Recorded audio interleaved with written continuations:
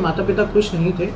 शादी उसने मुस्लिम समाज में करी थी, तो माता पिता खुश नहीं थे, तो उसको पुश कर रहे थे कि वो डिवोर्स ले, और वह कह रहा था, ये प्रोसेस चल भी रहा था, डिवोर्स देने का प्रोसेस चल रहा था, और मेंटेनेंस अमाउंट पे कुछ बातें भी चल रही थी, जिसके बारे में भी वह थोड़ा उग्र हो गया था अपने माता पिता से बात करते हुए। कुछ मेंटेनेंस अमाउंट की भी बात थी। उसने अपने पिता के गले को किसी चीज़ से बांध दिया था, ऐसा क्या कुछ किया गया था उसके द्वारा जो पूरे? देखिए, बस उसके द्वारा बताया गया कि जब वो चीख रहे थे, चिल्ला रहे थे मारने में, तो उसने एक रस्सी से अपने पिता के गले पे भी रस्सी बांधी थी। सर, जिस तरह उसने पहले मारा उसके बाद काटा, तो क्या लगता है कि शराब वराब पी रखा था, ऐसा मामला नशा ही करता था क्या? अभी इसकी कोई पुष्टि नहीं हुई कि उस दिन उसने कोई शराब पी थी कि नहीं।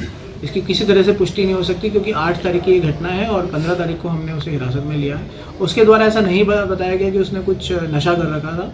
यह एक तरह के लड़ाई जो रेगुलरली उसके माता पिता से होती रहती थी, उसी से उग्र होकर उसने ये स्टेप उठाया। पहले किसको मारा?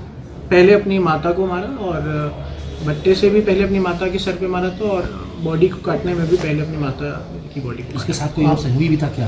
अकेले? अभी तक हमारी जांच में कोई भी सहयोगी नहीं आया, उसकी पूछताछ में भी नहीं है, और हमारी इन्वेस्टिगेशन में भी नहीं है। पर मैं चाहूँगा इसमें हम और गहनता से जांच करेंगे, और अगर किसी की भी संलिप्तता है तो हमारे द्वारा उसको भी फिर हिरासत में लिया जाएगा। अभी तक प्रारंभिक जांच में कोई भी ऐसी चीज़ नहीं है कि उसके साथ कोई और इन्वॉल्व भी था। अम्बेश की प्रोफाइल क्या थी?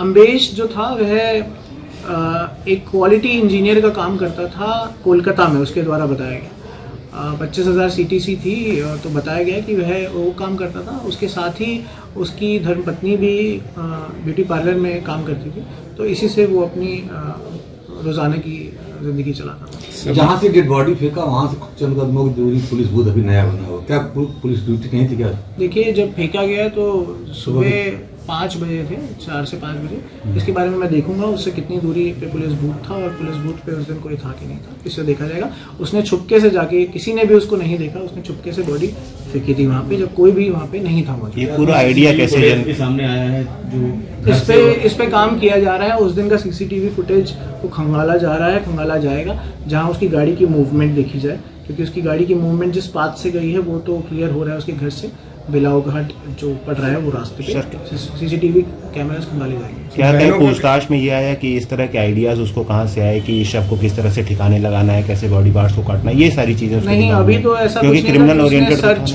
ऐसा कुछ किया हो कि कैसे करना है। उसके द्वारा ये बताया गया, जब उसने मार दिया तो वह घबरा गया, और वह चाहता था कि इसको अब वो कैसे ठिकाने लगाए। ठिकाने लगाने में उसके घर में ही उसने बोरियां ढूंढी, तो उसको छोटी बोरियां मिली जिसमें पूरी बॉडी नहीं आ सकती थी, तो उसने ये सोचा कि क्यों ना मैं शव को काट लूँ।